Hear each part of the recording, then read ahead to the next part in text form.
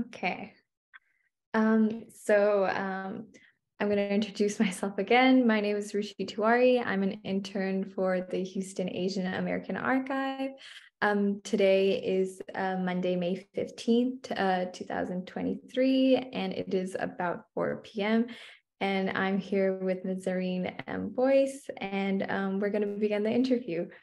Okay, so the first question is, we're just going to go in chronological order. And so the first question is, where and when were you born? I was born in Surat, India, July 14th, 1944. Thank you. And growing up, what were some significant aspects that shaped the culture and time? This could be like popular movies, television shows, music, just something that you can recall. Growing up, I grew up listening to classical music every waking moment of my father's life. So I guess he imbued a love of classical music in me. My mother influenced me by all the voluntary and philanthropic work she did. So that's what basically has shaped me. Oh, thank you. And we can definitely see that reoccurring in your later life with the work you did. So that's really nice to see. How would you describe the household you grew up in, including the individuals you lived with?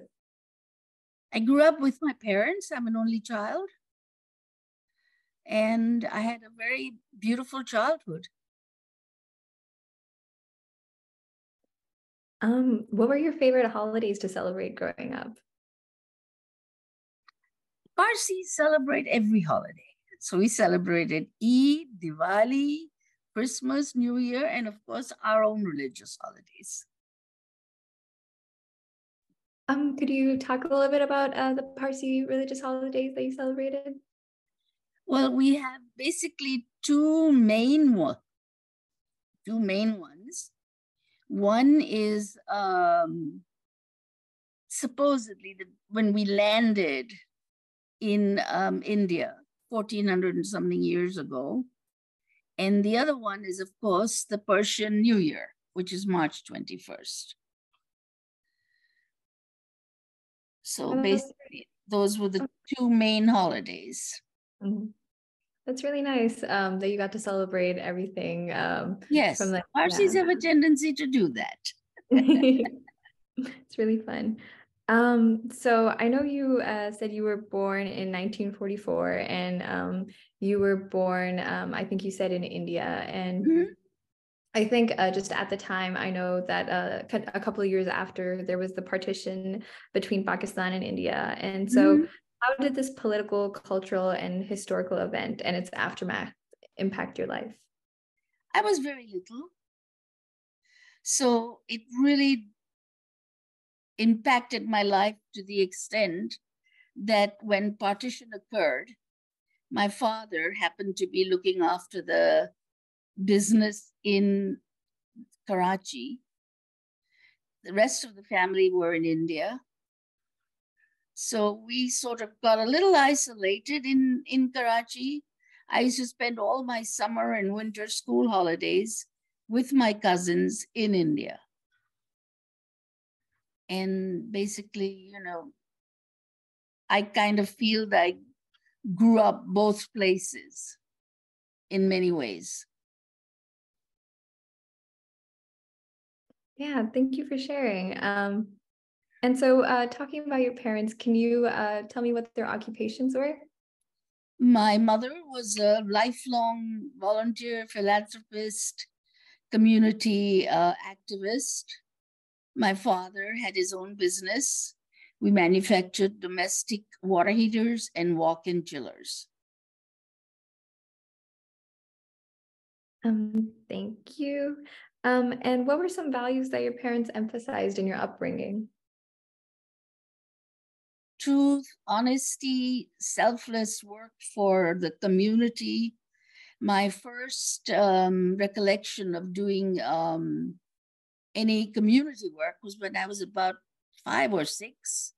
My mother was very involved with US CARE, And we had 4 garages. So 2 of them were full of care products that were distributed every Friday to the poor people. And my job was to sit and stamp the ration card as they went by the line. So I was very important then at 5 years old. Yeah, very integral work. Are there any memorable moments that you can remember from your early childhood that you'd like to share that helped Yes, you? the same thing. Well, there's an interesting story. Um, Care sent packages with cheese and certain Americanized foods, which our Desi people cannot, don't like. So this lady threw the cheese in my face, slapped my hand, and stormed out. And I was 5, so I burst into tears and I ran into the house. And my mother got my maid, nanny, to come bring me out and continue doing what I was supposed to be doing. And then the following Saturday, she took me about 40 minutes drive out of Karachi to a hot springs where there were huge alligators. Of course, there was a wall, so they couldn't come up. And there was the stick in the car. So I wondered what the stick was doing, though my parents never laid a hand on me. We went there, and Mommy made the driver pick me up, give me the stick, and said, prod the skin of that alligator. I said, no. She said, please do it. And I did. Nothing happened. So she says, that's the skin you develop when you do volunteer work. And I still remember that so vividly. So that was one lesson I learned. Then, when it was my 7th birthday, and I asked my mother for the menu for the birthday party, and I didn't like it. So I said, yuck, what a stupid menu. I don't like it. My mother said, fine, then you don't have a party. We'll take everything to the orphanage, including any gifts you're going to get. You will call up all your friends and say you've been rude, and hope you learn a lesson. I did. So those were things that stand out from my very young age. Yeah, your mom seems to have a really good hand in Oh, like yes. yeah, Yes. showing you. Yes. Yes. So moving on, I would like to talk about your college experience. So who was and before we talk about that, who was someone you looked up to or were inspired when you were growing up and saw as your mentor? The 2 of my parents' friends who really influenced my life, one was Jamshedji Nasarwanji. He was the first mayor of Karachi. And the other one was my kind of godfather, Rustamji Kawasji. And they sort of mentored me also. So those are the 2 people that influenced me. Can you say in which ways that they helped you, that they influenced you? So Jamshedji Nasarwanji, we used to meet every Sunday. All my parents and their friends used to have lunch every Sunday, different people's homes, and we used to meet. And he would tell us children stories about what one should do to improve the country, improve our community. So that kind of, he steered us that way. And my godfather, in a way, he always looked out for me. He looked after me. If I had a problem, I could go to him. And he was very amazing and instrumental. Thank you for sharing. Yeah, it's nice to see like the pillars of support that you had at that time. And then later on in my high school, when I went to school in England, I stayed with friends of my parents. Their one daughter was a year younger than me. The other daughter was a year older than me. And it so happened that their middle daughter, who passed away, was also called Zareen in my age. So they kind of had their family back together, and I stayed with them. And they were Parsis, but they had been in England for, I don't know, 50 years, 40 years. And they were very instrumental in giving me the English aspect of my life and my upbringing. And he was the high priest of Europe in our community. Yeah. Thank you for sharing that. That's nice to hear. I didn't know you had education in England. So how was that being away from your family? Well, I was at home. I was with people I knew. You know, I had an older sister and a younger sister, so to speak. And my parents and I, we would talk every week. They came and visited in the summer and we drove around England. So, you know, there wasn't a problem.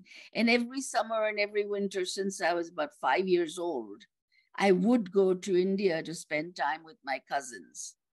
So, you know, being an only child, my parents kind of pushed me to be warm, friendly, receiving, and, you know, gregarious to a point. Yeah, thank you for sharing that. And I just wanted to ask, what was the Parsi community like where you grew up in your early childhood? In Karachi, there were many. There were about 9,000. Now there are about probably just 1,100 to 1,200. It's dwindled a lot. Oh, I see. And is there a reason why? I guess there's a lot of immigration. Parsis generally don't have very large families. And so, yes, that's kind of made a difference.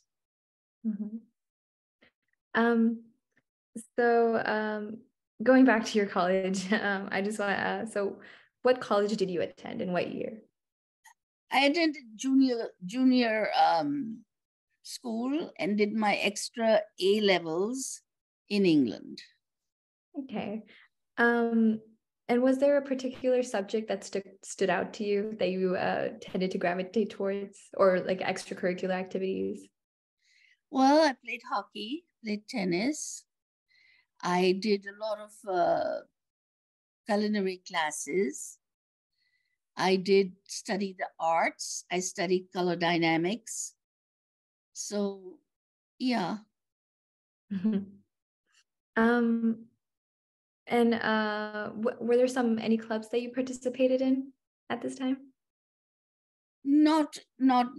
My parents belonged to the Gymkhana. So I did my ballet there. I did swimming there, you know, met my friends there, but that's about it. And thinking back to this time, were there any defining moments that you can recall?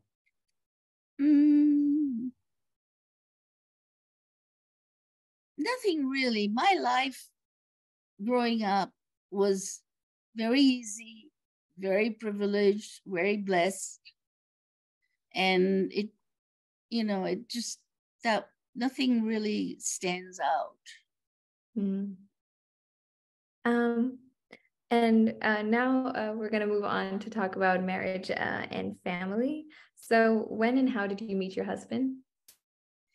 He says I'm the guest that never left, which is true. I am by professional a floral and interior designer.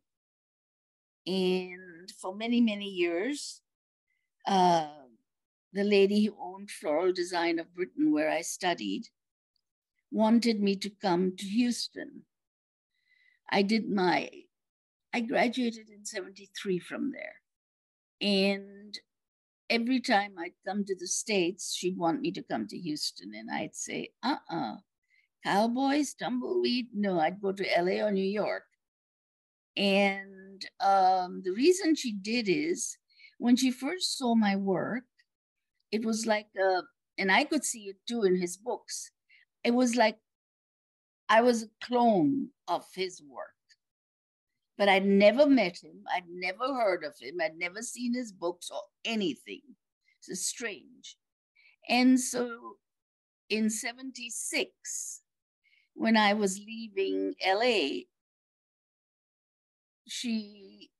to go back home after 6 months, she wanted me to definitely come because he was dying of a rare disease. Those days, we didn't know it was AIDS. And I happened to talk to my parents that day, and I said, Rona's on a kick again about my going to Houston. And so mommy said, well, now there is somebody we may know that you can stay with. I said, who? Oops. I said, who? And she explained to me that there was a friend of mom and dad's that I used to know growing up, Khan Bahadur Kolabawala. And she says his nephew came here a few weeks ago. We couldn't go to the dinner for him, but I'll get you a number. I'll find out. Maybe you can stay with him. He's somewhere outside of Houston and is a professor at a university with 2 letters for its name, A&M. So she called me back and she said, well, his mother is visiting him. He's going through a very difficult divorce. Here is the number. Call and ask only if you can and it's convenient, and just stay for 2-3 days. I said, okay. So I thought I was calling up this fuddy-duddy old professor, and he was very nice. He said, fine, no problem. You're welcome to come. And so I went. I arrived, and the second day in the evening, we started talking about my staying there permanently and us getting married. So that was it. Wow, that was a very beautiful story. Yeah, that Thank you started for the most sharing. beautiful 41 and a half years of my life. Mhm. And going off that, what is a quality that you first appreciated when you met your husband? Gentleness, kindness, brilliant mind. Mhm. Did you have any hobbies that you both shared? We learned to share each other's hobbies. Mm. He learned to love classical music and was on the board of the Houston Symphony. I learned to do a lot of engineering stuff with him. So yes, we did do a lot of things together. And we were always together because he was a professor at A&M at 33, full professor, the youngest. He was director of his own labs that he had founded. He was not a political animal, so to speak. So in the university, that's all you can go if you're not political. So he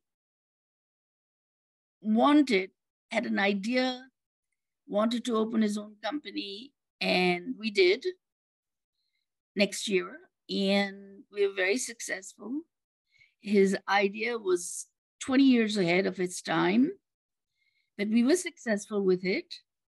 And so that's what we did. And I worked with him in the company. I ran the company for him. I did all the banking, all the financial things, and we were always together. We were never apart. So Yeah, it's nice to hear how you both grew together.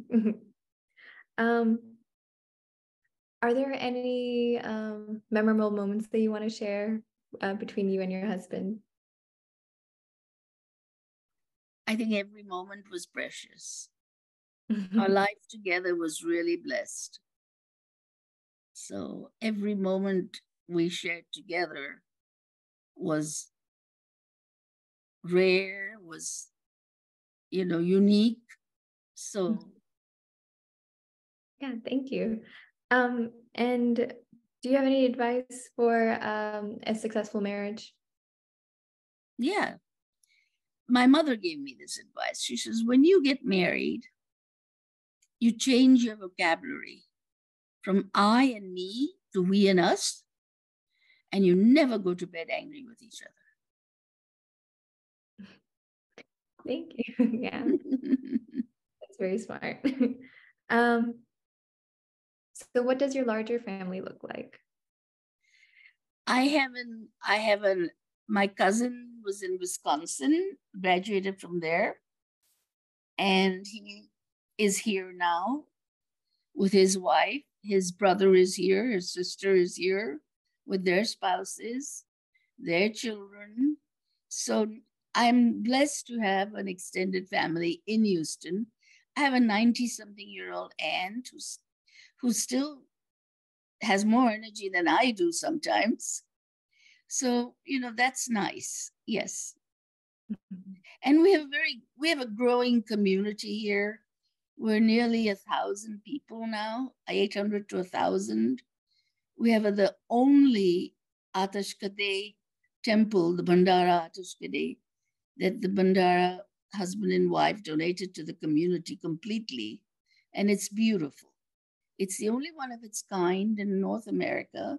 There isn't even one in Europe. Mhm. And are you talking about the Parsi community here? Yeah, yeah. Mhm. Yeah, could you talk a little bit more about how the community, how you've seen it evolve here in Houston? We And have a heritage center that just celebrated 25 years, and we have all our events there. Sunday school is there. We have a beautiful library there. We have programs twice a month, once a month, library. We have the World Zoroastrian Chamber of Commerce, which my husband was original founder of.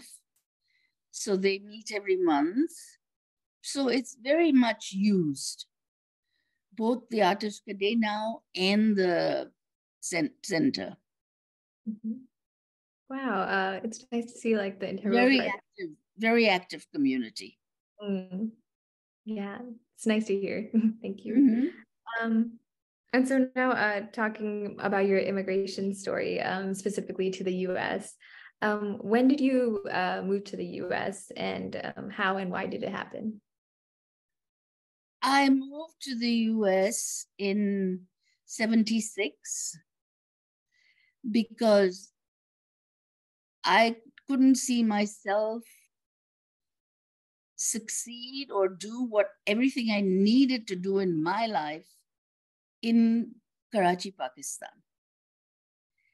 And so I decided I wanted to go to the Western world, and that's what I did. So what was your first impression of the U.S.? Oh, I've been here many times before, Mm. but to LA or New York. So Um, so I guess it probably wasn't much of a culture shock, but what were mm-mm. some things? Most of my parents' friends were diplomats. So I grew up with a lot of diplomatic children.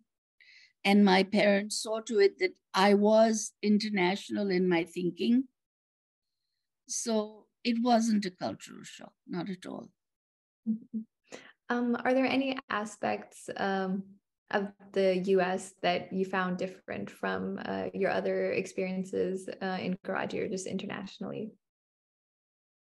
Not really, because I kind of grew up, in the whole atmosphere. So nothing was very new to me, so to speak.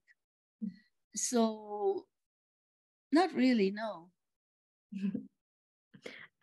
And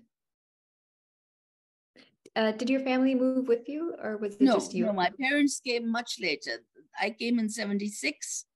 They came in 89 or 90 to live with us, and they both passed away here.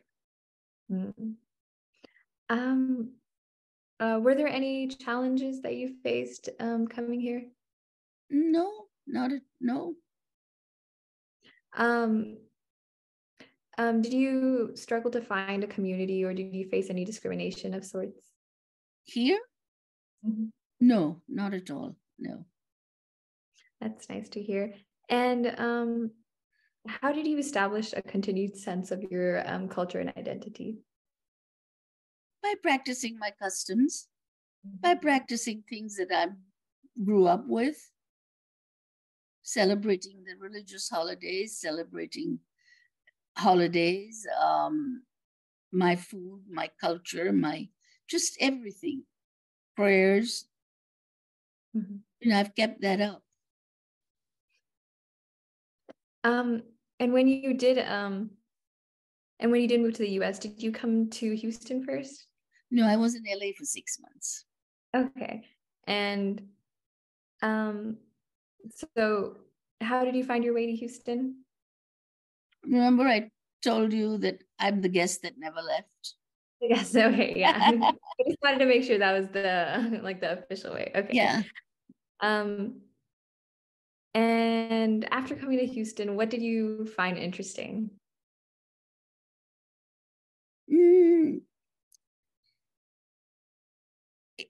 It was a very diversified city. It was very different to LA. The Texans are more warm and more welcoming. I found that there was a large Indian community, large Pakistani community, and a large Parsi community. So that was different. And, my life was blessed here with my husband. So that was also different. So yeah, that's nice to hear. I definitely think the Southern hospitality is something that I found to be true as well. What are some activities that you like to do in the city and places to go eat here in Houston? Well, my husband and I had our favorite restaurants. Tony's, of course, was our favorite. We went at least once a week. He liked Kiran's. I can't eat spicy food, but she makes it specially for me, non-spicy. Now, I like Le Colonial. I like their cuisine very much. He loved seafood. I can take it or leave it, but I'd eat it. Then 10 years ago, we bought a condominium in Galveston, more than that now, 15 years ago. And I sold it after he passed away because that was our place and I didn't have the heart to go to it. So we would spend half the week in Galveston, half the week in Houston. He was on the board of the UTMB there, Health. I was helping them raise some funds. So it was a nice life between two places. Yeah, that sounds very pleasant. Yeah. What communities within Houston did you connect with? I never delineated between communities. It was the person I wanted to connect with. Always. That's a very beautiful way of putting it. Yeah. Next, we're going to talk about religion and spirituality. So, what religion do you practice? Zoroastrian. And can you talk a little bit about it? Zoroaster was a prophet who came to Persepolis in Iran. There is no definitive year, but it's between 5,000 to 7,000 years BC. When the Muslims came to and conquered that part of all that belt, Mesopotamia, Jordan, Iran, Iraq, all that belt, all the way into Uzbekistan, Turkestan, there were Zoroastrians. Then when the Moors came down and they conquered 1,400 years ago, it was either you become a Muslim or you're dead. So history says that about few boatloads of Zoroastrians, including some priests, set sail to try to preserve the religion elsewhere. They ended up in a coastal town in India. And they went to the local Raja and said, we would like to land here, settle here, make this our home. And And he says, well, you cannot practice your religion. So the story goes that the priest asked for a bowl of milk and a cup of sugar. He put the sugar in the bowl of milk and stirred it. And so the milk is you and your people. The sugar is us. We will dissolve with your community. Just allow us to practice our religion. We will not convert. We will not do anything like that. And that's how the Parsis prospered in India. Yeah, thank you for sharing that. Yeah, that's beautiful imagery and storytelling. And so how has your relationship with Zoroastrianism impacted your life? I have a strong sense of community, which was imbibed in me by my parents. But then as I can relate to any community, so it really doesn't matter to me. It's the people that are important. It's the culture that's important. It's what they do in this world that's important. And so the Zoroastrian community does a lot for itself and for others. So that's important. There are scholarships that have been founded. There are different things that have been done. So I think it's important that one assimilates with one's original community of birth, but you must not isolate yourself. I find that so many immigrant groups isolate themselves by just all the Indians will meet only the Indians, Pakistanis only the Pakistanis, the Persians only the Persians, Zoroastrians only the Zoroastrians. I don't agree with that. I think we're in America. America is a nation of different cultures, different people. We should all meet together as one. That distinction shouldn't be there. Yeah.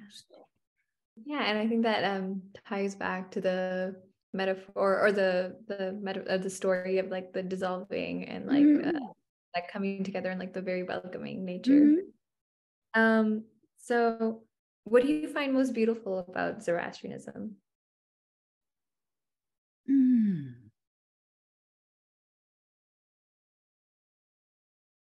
I've grown up in the religion. To me, the religion itself is important.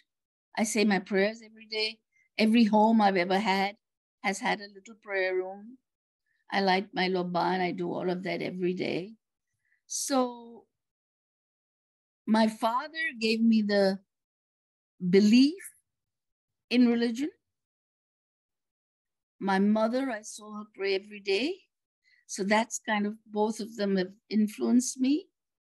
And I feel that our religion is very simple, very easy, as long as the Orthodox people do not mess it up. Which in every community, there is an Orthodox and a non-Orthodox group, and the Orthodox people mess it up. That's what I feel. And could you speak to a little bit about how like the Orthodox may cause some tensions within like the reason they cause tension is, for instance, they're very intolerant of multi-racial marriages. Very. And of the children that are born of those marriages. In Zoroastrianism, if the father is a Zoroastrian, the children can be if the mother is not. And a lot of times they even object to that. They're very, very insular. Now, the Atish Kadeh is a very unique place because it is open to anybody, any religion, anyone can go in there. Normally, they're not. And we have 2 Orthodox priests that will not set foot in it because of that. To me, that's wrong. So, that's one example. The other example is they make it very hard for the children to marry because it's a limited pool. How can you marry from 1,000 people? How can the children marry each other? It's impossible. And I've known some non-Zoroastrian wives who are very much more religious and know more about Zoroastrianism than my mother did, for instance. And mommy used to say that because we have a Mexican American married to a Zoroastrian. And in fact, we did her Navjot in our home when she was in her 30s, maybe 40s. And of course, we were ostracized by the Orthodox people. People were rude, people were mean. But, you know, she knows more about her religion. She practices it more. Why should she not become a Zoroastrian? And the only reason that the Orthodox people are against conversion, so to speak, is because of what we promised the king when we landed in India. That was 1,400 years ago, and that was India.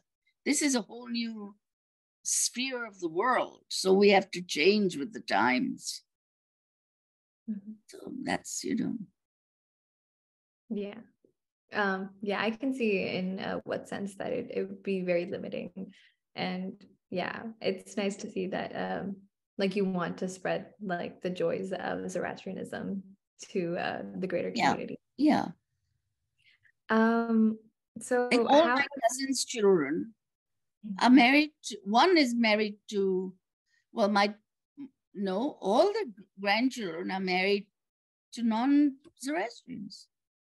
You know, I mean, that's happens when you live in a different country. And my mother had something else, which I think is you like. She said, religion is only a historical and geographical way of life. You know, so all religions are good. Yeah. Thank you for sharing. Very nice. And how has the community in Houston supported your journey with Zoroastrianism? If there's any, I know you have mentioned the temple and step, but if there's anything else you want to share that comes to mind. My husband and I are considered very non-Orthodox. So the Orthodox part of the community have tried to give us some trouble from time to time, but you gloss over it.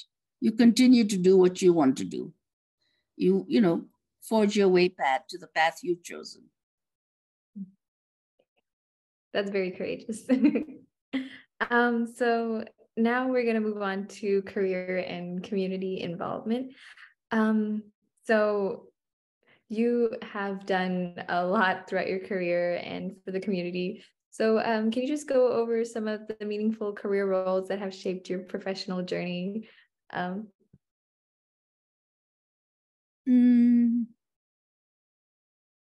Career-wise, as I said, I started off my career by working with my father in his business.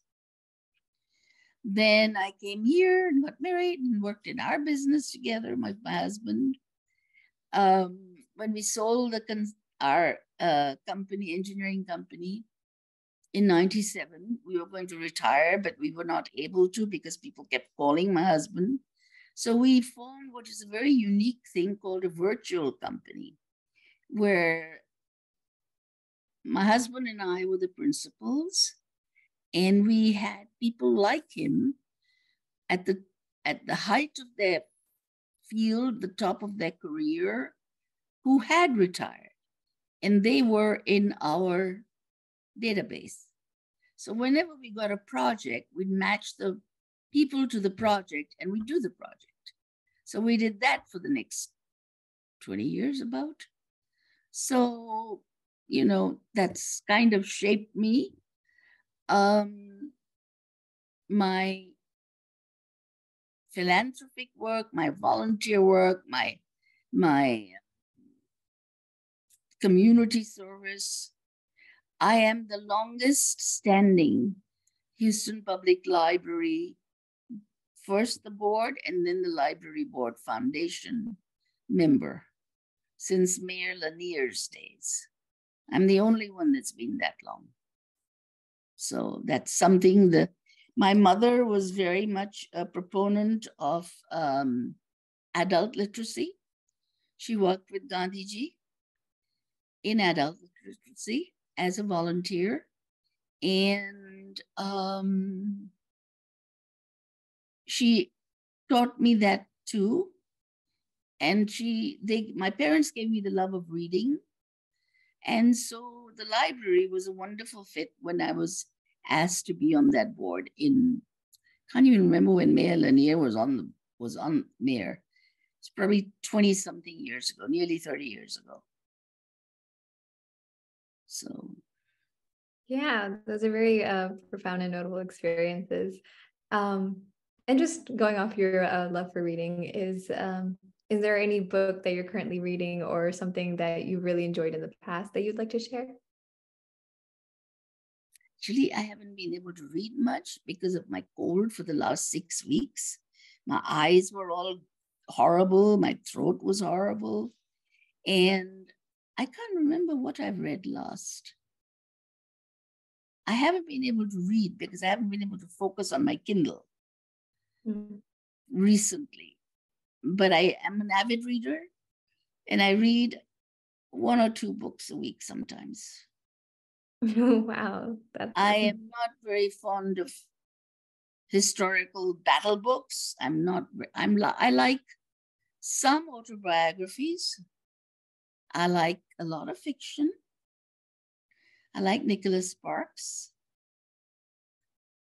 Trying to think of my favorite authors. I belong to the Stablewood, where I live, Stablewood Book Club. And we meet every month. We have a facilitator.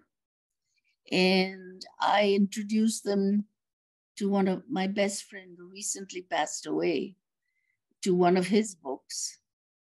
And they were all very amazed by it, very interested.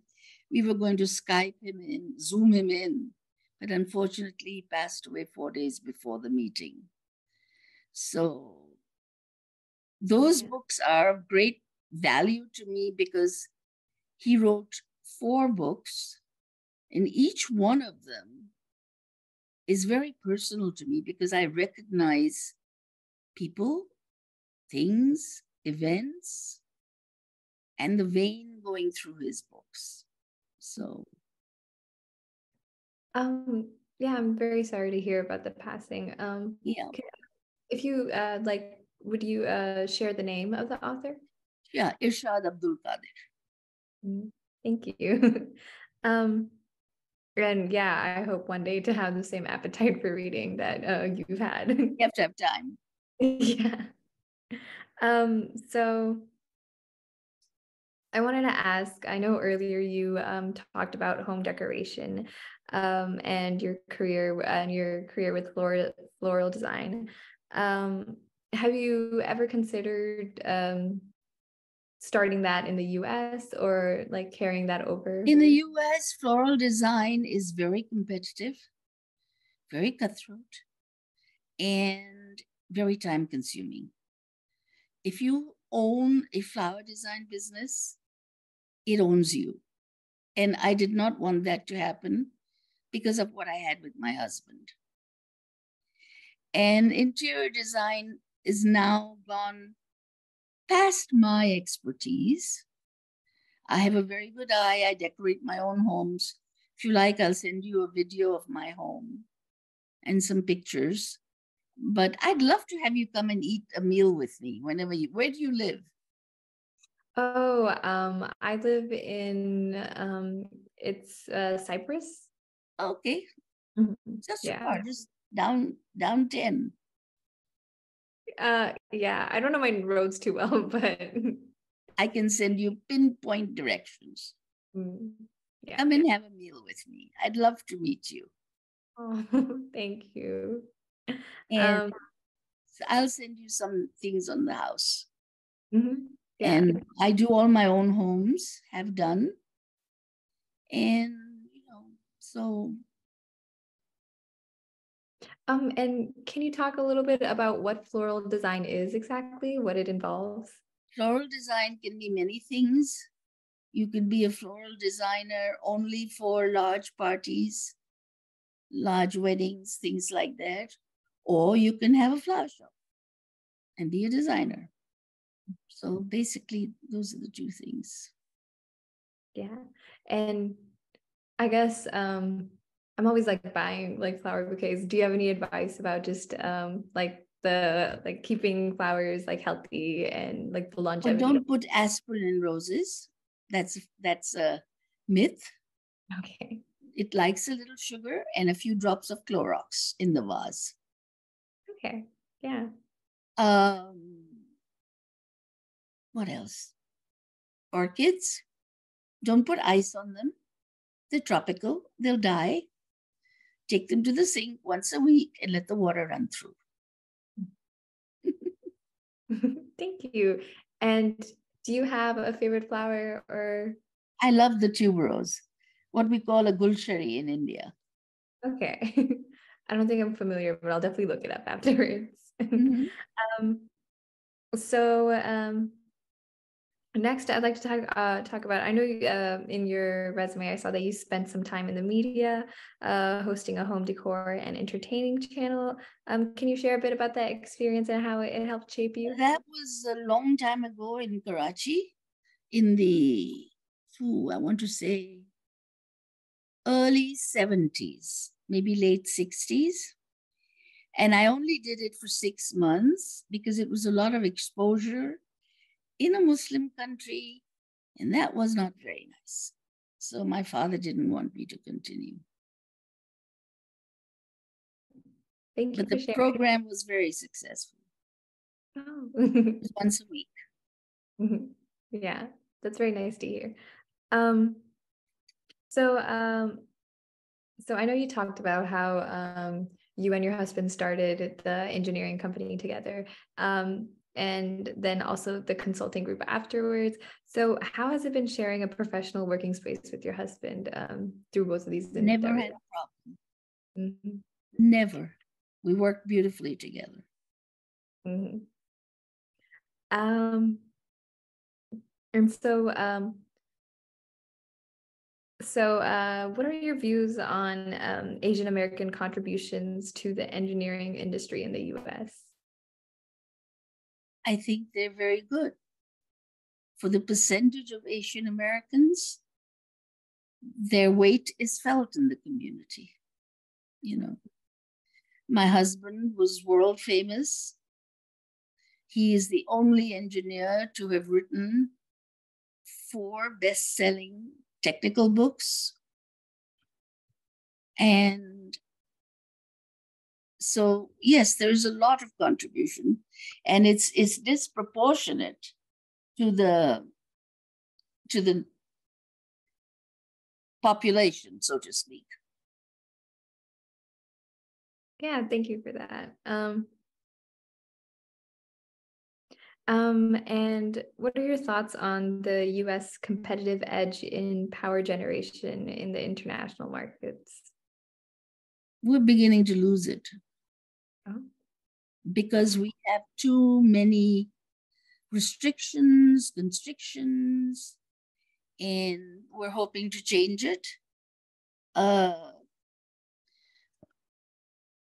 friend of ours has just started an energy investment company. You may know him, Bobby Tudor. He was the chairman of Rice board for many years.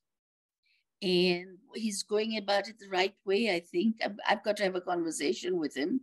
I'm still continuing our consulting company. I still have some small projects, but my husband was our biggest biller, invoicer. So, I'm struggling, but I'm going through it, getting it done. So we have to keep a very competitive edge. To be able to do that, we have to have less restrictions, less laws, so that's the thing. mhm.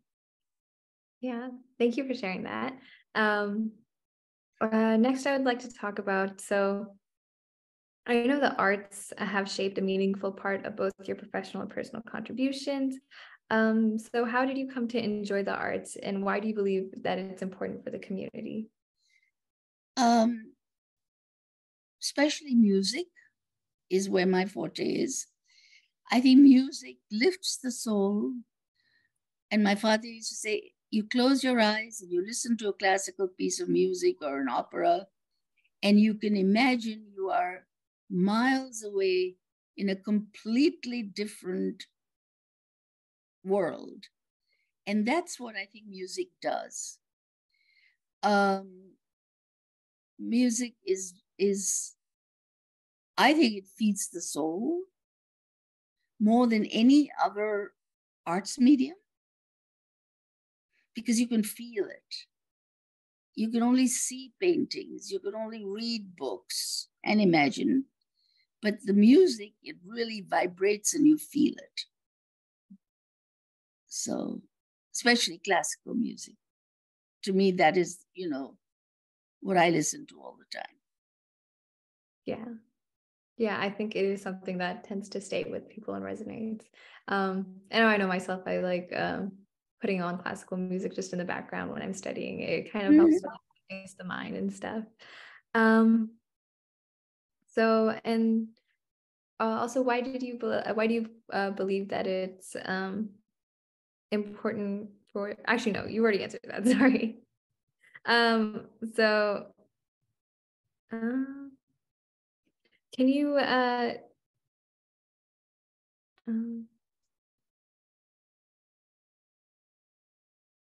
um, so from your time as I know on the resume you said that you were a substitute teacher for a little bit. So from your time as a substitute teacher and to your involvement with the Virtuosi of Houston, to UNICEF and the Houston Public Library Foundation, serving the needs of children and multicultural backgrounds is very important. So why have you chosen to dedicate your time to these areas of service? Because I feel you are molding young lives. You are hopefully influencing for the better, giving them something else to lean on. I think that's important. Opening a new world for people, children. Yeah, that's very well said. Thank you. Um, and so I know a large part of your contributions have been to the Virtuosi of Houston. So how has being a part of that organization and helping it grow in so many ways contributed to your life? I was brought into Virtuosi by a friend of mine who was running it but was going to retire out of Houston. And she told me that, Zareen, I want you to take it over and do what you do with organizations. So I said, children playing classical music, do I want it ruined for me? So she says, look, go to one concert. If you're blown away, it's yours. If you're not, I'll find someone else. So we went, and that was it. I did it for 17 years. I ended up with a $500,000 budget. I took the children twice to Europe, Paris and England. I had a program with HISD. I had a program of the quartets. I started the summer camp, a lot of different programs. But then I became famous doing Virtuosi, and two board members couldn't fathom that, did not like it. And one of them wanted me to hire somebody he thought was great. She couldn't even write her resume right. And when she came and I asked her questions, and I said, can you read a financial report? What am I going to do that? Do you have a treasurer? I said, okay. I said, can you write a proposal? No, you should have a grant writer. I said, what are you supposed to do? I don't know.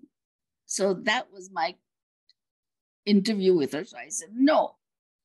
Well, he got mad with me and he influenced another board member. And I had a meeting less than 3 weeks after my husband passed away because it had to happen in January. And at our home. And he tried to force me to hire her again at that board meeting. And I said, no. If you want me back as the president and chairman, no. So he was very rude to me. So I had to run out because I was, as it is, very raw after losing my husband. So I ran out of the room. And by the time I came back, she was hired. And I was forced out. Completely, totally forced out. Never happened in my life. And now they have all the programs are canceled. They're bankrupt. They're barely surviving. And that's life. That's a very sad thing in my life because I wanted to take them to great heights. And whatever I took them in 17 years has totally been negated. And it's very sad. They're back to where they were, doing 3 concerts a year. That's it. And, they're not getting any of the funding. No one's writing the grants. Everybody's been fired but one person. So I don't know what's going to happen. Yeah, I'm sorry to hear about the difficult period. Yeah, that's a very sad part of my life. Mm-hmm. But yeah, your contributions will definitely have not been gone unnoticed. And my mother used to say, you do things when you work for nonprofits, not to be written up, not to be thanked. You do them because you see they're necessary to do. So. Mm-hmm. And I believe always that growth is very important to any organization, be it a business, be it a nonprofit. So you have to continually evolve and grow. Mm-hmm. But, Mm-hmm. And I guess going off the growth, and I guess I remember looking at the resume and all the events that you co-chaired and the galas you helped, and like the money you raised. Do you have any advice about how to make those connections and help organizations grow in those ways? I was lucky enough that I met a lot of people through our business, knew a lot of people by my going to events and Meherwan going to events. We did a lot of entertaining in our home for charity. And we raised a lot of money in our home for charities. And so you just make your cause so important and passionate for you that it comes across when you're selling it. And that's what gets you the money. Yeah, thank you for sharing that. I know that you've worked at both local and international levels with UNICEF. So what have you learned about making connections and creating change? UNICEF is very successful in creating change, but like every large organization, it's gone through its trials and tribulations and differences. One of the differences I had when I was on the national board in New York was that UNICEF is a baby-friendly organization.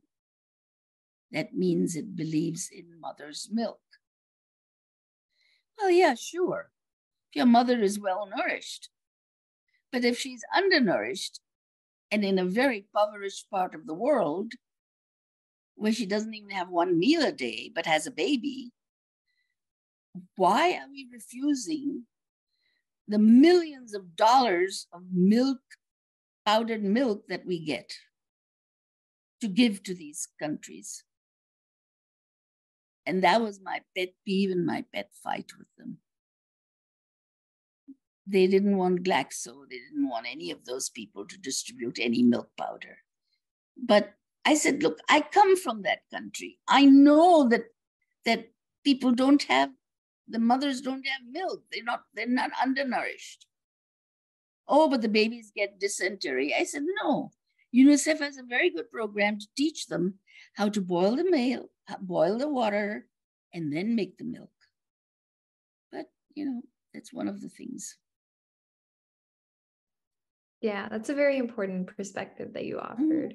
And yeah, it's sad to see that they weren't able to totally welcome that.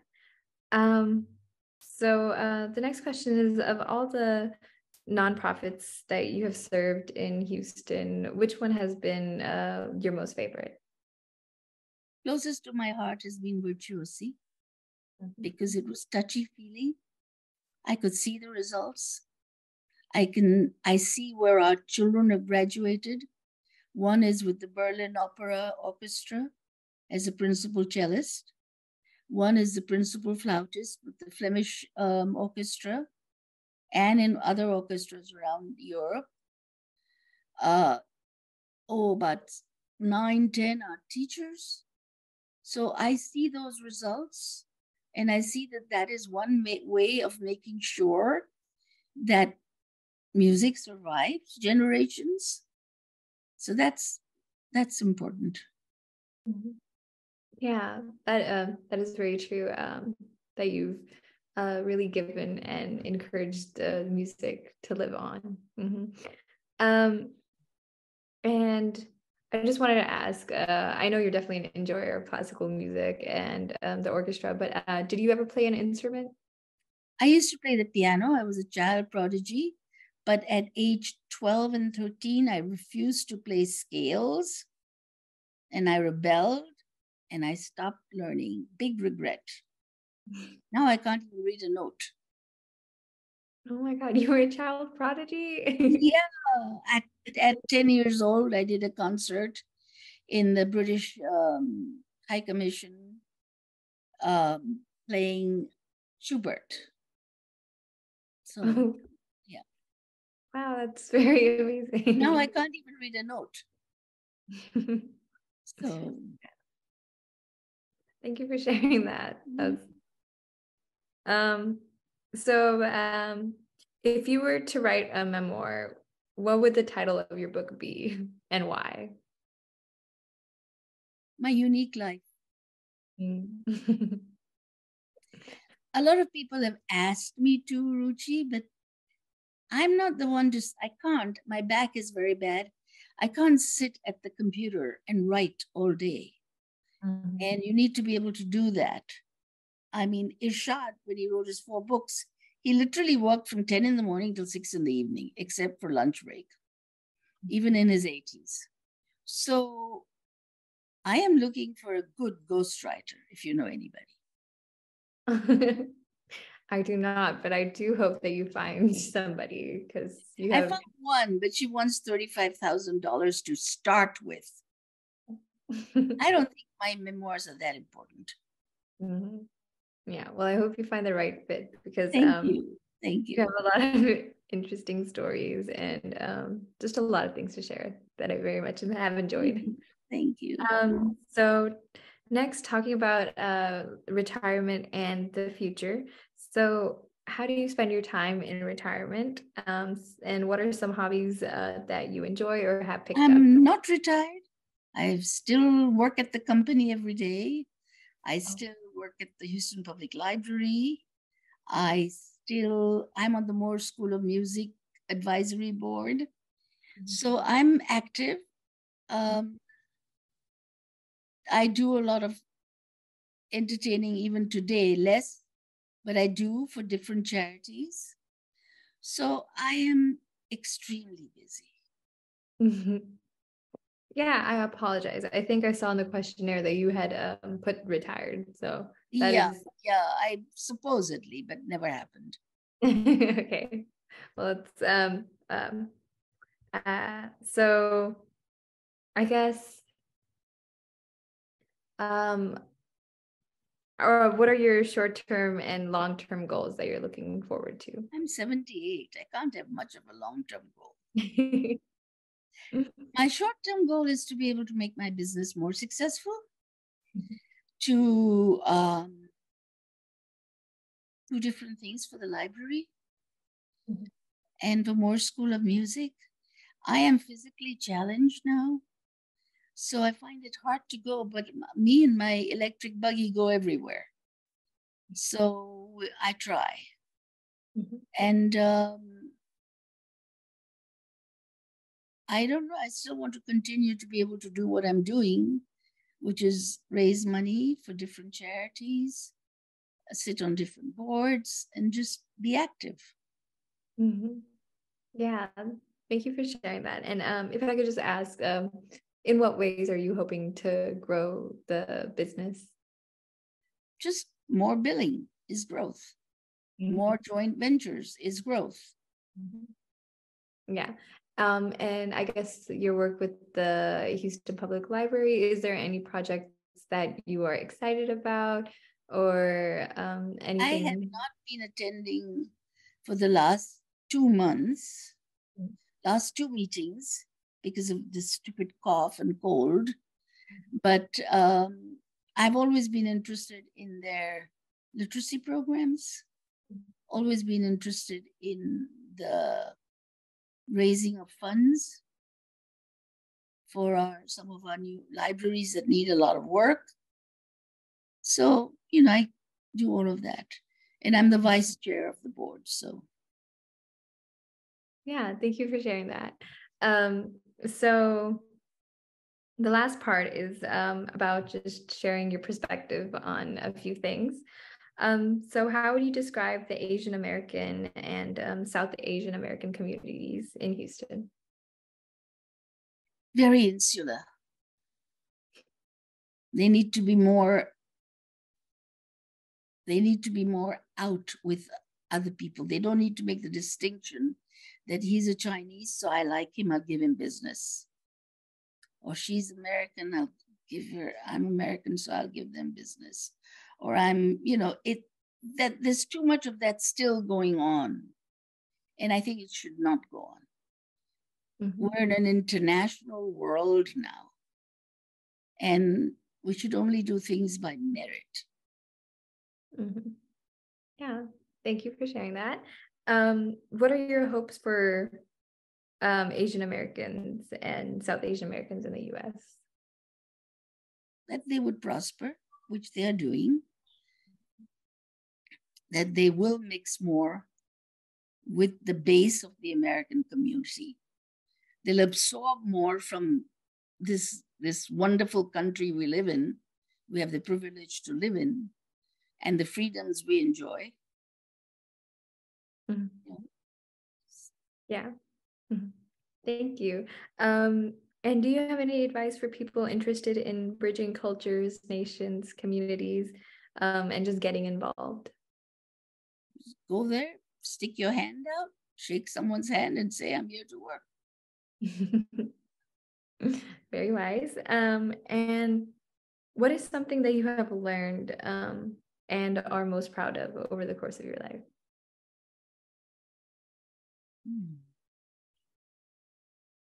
Learned in what aspect? Um, I guess it could be learned from a mistake or anything, or just, yeah, some wisdom that you've gained. I think the wisdom I've gained in all these years at being 78 now is that you always listen,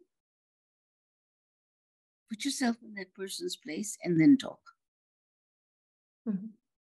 Yeah, thank you. And what is something that you've been most proud of over the course of your life? My volunteer work.